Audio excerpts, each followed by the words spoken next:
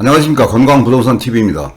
청약대 기자분들이 오랫동안 기다렸고 많은 관심을 받고 있는 힐스테이트 광교중앙역 퍼스트 모집공고가 발표됐습니다.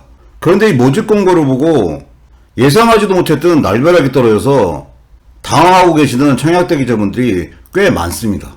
특별공급 신청일은 9월 13일 월요일이고 일반 1순위 청약일은 9월 14일 화요일이고 당첨자 발표일인 9월 23일 수요일로 발표가 됐습니다.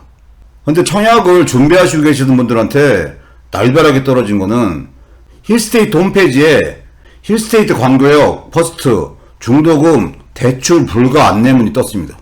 본 아파트의 중도금 60% 납부는 분양대금 납부 조건에 따라 중도금을 수분양자 자력으로 직접 납부해야 함을 알려드립니다. 그러면서 중도금 대출 알선은 사업 주체 및 시공사의 의무사항이 아님을 공지하여 드립니다. 이런 날벼락 같은 배너가 떴어요. 이 84타입 이상은 분양가가 9억 이상이 예상됐기 때문에 중도금 대출이 안 된다는 거는 미리 예상을 했었지만 이 84 이하 타입 같은 경우도 전례 없이 중도금 대출 불가라는 이런 안내문이 떠서 청약을 준비하시고 계셨던 청약대 기자분들이 굉장히 당황스러워하고 있습니다. 이 분양가가 9억 미만인 아파트 분양에 전례가 없이 중도금 대출이 불가하다는 얘기입니다. 이런 부분에 대해서 언론에서도 많은 보도가 나왔어요. 그 타이틀을 보면 현금 부자들만의 로또 잔치다. 힐스테이트 광교중앙역 9억 미만도 중도금 대출이 막혔다. 대출 규제가 가져온 역설이다. 청약자분들은 분통을 터뜨리고 있다. 이런 기사도 보도가 됐고 대출이 안 돼서 청약을 포기해야 될 판이다. 광교 로또 청약에 무슨 일이 발생했나. 이런 타이틀의 기사도 보도가 됐고 8억 광교 아파트 중도금 대출이 불가하다. 이젠 현금 없으면 청약도 못하나. 이런 타이틀의 기사도 보도가 됐습니다. 제 개인적인 생각에도 9억 미만인 아파트, 그것도 청약시장의 아파트에 중도금 대출이 안 된다는 부분은 상상도 못했던 일이고 이건 아니라고 봅니다. 이 힐스테이트 광교중앙역 퍼스트 같은 경우는 입지도 좋고 주변 환경도 좋아서 청약대 기자분들의 관심이 상당히 높았던 아파트입니다. 그리고 청약 일정이 계속 미뤄지고 있는 상태였기 때문에 이 광교중앙역 청약을 기다렸던 분들은 다른 아파트 청약을 포기하시고 기다렸던 분들도 많이 있습니다. 기간 추천 공고문이 나왔을 때 84 초과분에 대한 특별공급 물량이 없었기 때문에 84 초과분은 분양가가 9억이 넘는 게 예상이 됐고 그렇기 때문에 84 타입 같은 경우는 중도금 대출이 안 된다는 그런 부분은 예상이 돼 있었습니다. 그렇지만 84 이하 타입까지도 중도금 대출이 안 된다는 생각은 전혀 생각도 못하고 있었는데 날벼락 같은 상황이 벌어진 겁니다. 여기 나와 있는 표가 모집공고에 나와 있는 공급 금액 및 납부 일정에 대한 표입니다. 평형별로 공급 금액을 한번 살펴보면 60A 타입 같은 경우 6억 8,900에서 최고 7억 2,440만원이 공급 금액입니다. 60B 타입 같은 경우는 6억 8,280만원에서 최고 7억 1,180만원입니다. 69 타입 같은 경우는 7억 7,430만원에서 최고 8억 2,880만원입니다. 84 타입 같은 경우는 9억이 초과돼서 9억 2,630만원에서 최고 9억 8,540만원이 공급금액으로 책정이 됐습니다. 힐스테이트 광교중앙역 퍼스트 같은 경우 입지도 좋고 청약자분들한테 관심도 뜨거운 단지지만 84 타입 자체가 9억이 초과됐다는 거, 이 부분 자체도 문제가 있다고 생각을 하고 있었는데 84 이하 타입까지 중도금 대출이 안 되다 보니까 결국은 힐스테이트 광교중앙역 퍼스트 같은 경우는 현금이 준비가 안 되신 분들 같은 경우는 청약 자체가 힘든 그런 상황이 벌어졌습니다. 왜 이런 상황이 벌어졌는지 언론 보도 내용을 기초로 한번 살펴보면 우선 시행사 측 입장에서는 중도금 대출을 알선하는 게 시행사의 의무사항은 아니다라는 얘기고 해당 아파트 규모가 소규모라는 얘기예요. 211가구로 소규모이기 때문에 중도금 대출을 하지 않기로 한 것이다. 이런 부분이 시행사 측의 입장입니다. 현재 금융당국 같은 경우는 중도금 대출까지 은행들이 대출 중단을 하는 상황은 아니라는 입장이에요.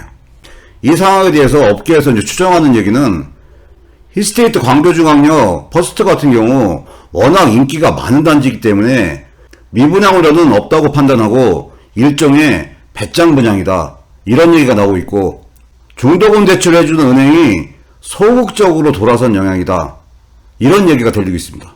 최근 금융당국이 이제 가계대출 관리에 총력을 기울이면서 은행들이 연간 늘려야 하는 가계대출 총량을 전년도에 지금 6%로 제한하고 있다 보니까 대출 영업이 현재 잘 되고 있는 이 광교 지점들 같은 경우 연간 늘려야 되는 대출 한도를 이미 꽉 채웠기 때문에 중도금 대출이 안 되는 그런 상황이 벌어진 것 같다, 이런 식으로 이제 추정을 하고 있어요. 이 힐스테이트 광교 중앙역 같은 경우는 여러 가지 제한 사항이 있습니다. 전매 제한이 일단 8년이고 재당첨 제한이 10년이고 분양가 상한제 지역에 실거주 의무도 3년이 적용됩니다. 특히 실거주 의무가 있기 때문에 전세도 이제 활용할 수 없기 때문에 본인이 이제 실입주로 해야 되는 그런 제한이 있고, 이런 제한에 플러스해서 중도금 대출까지 안 되다 보니까 결국은 현금 보유하신 분들만 청약이 가능하게 됐고, 그러다 보니까 현금 보유라는 부분이 중요한 청약 조건으로 대두된 아파트 단지가 돼버렸습니다. 이 힐스테이트 광교중앙역 퍼스트에 당첨되기 위해서는 당첨가점 예상이 굉장히 지금 높은 상태입니다. 이 당첨가점이 작년 말에 분양했던 과천 S4블럭, S화요블럭의 당첨가점 수준 이상은 나올 거란 예상이 지배적인 예상이었습니다. S4블럭 같은 경우 69점이 최저가점도 있지만 70점, 74점, 76점이 최저 당첨가점도 있었습니다. 그렇기 때문에 힐스테이트 광교중앙역 퍼스트 같은 경우 4인 가족 만점점수인 69점을 초과하는 70점 이상은 돼야 당첨이 될 수 있다는 게 일반적인 예상이었습니다. 이 4인 가족이 최고로 받을 수 있는 청약점수가 69점입니다.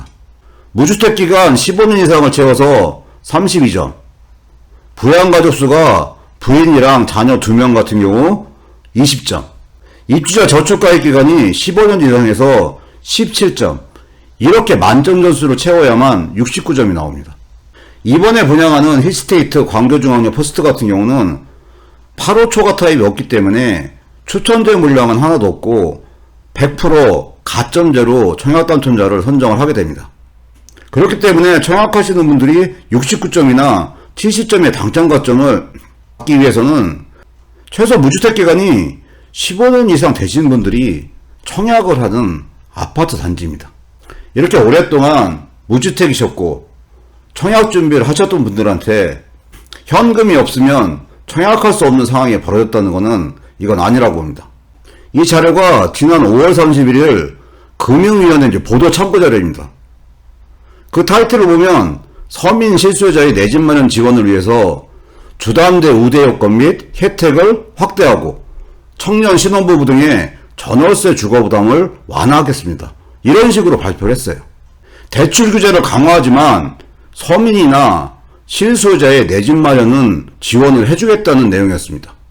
그러면서 대출 완화에 대한 다양한 내용들이 발표가 됐었습니다. 그런데 무주택 실수요자의 대표적인 청약 대기자분들한테 중도금 대출이 안 되는 상황이 벌어졌고 현금을 보유하신 분들만 청약할 수 있게끔 됐다는 부분은 굉장히 큰 문제가 있다는 생각을 합니다. 당장 9월 13일부터 청약 신청이 이제 시작이 됩니다. 불과 시간이 일주일 정도밖에 안 남았는데 그 기간 내에 중도금 대출 문제가 해결될 확률은 없다는 생각을 합니다. 그렇지만 금융당국이나 이 시행사 측에서 어떤 합리적인 해결 방안이 나왔으면 하는 그런 바람을 해봅니다.